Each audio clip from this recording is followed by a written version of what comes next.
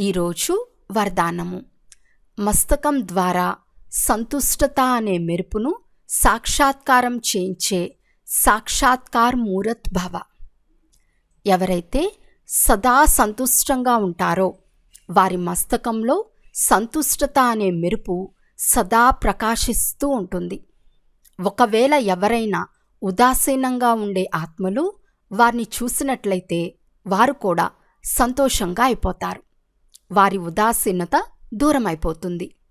ఎవరి వద్దనైతే సంతృప్తి యొక్క సంతోషపు ఖజానా ఉందో వారి వెనుక స్వతహాగానే అందరూ ఆకర్షితమవుతారు. సంతోషంగా ఉన్న వారి ముఖం చైతన్య బోర్డు వలె అయిపోతుంది. అది అనేక మంది ఆత్మలకు అలా తయారు చేసే వారి పరిచయాన్ని ఇస్తుంది.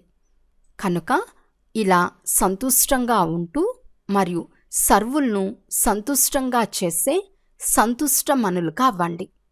అప్పుడు అనేక మందికి సాక్షాత్కారం అవుతుంది.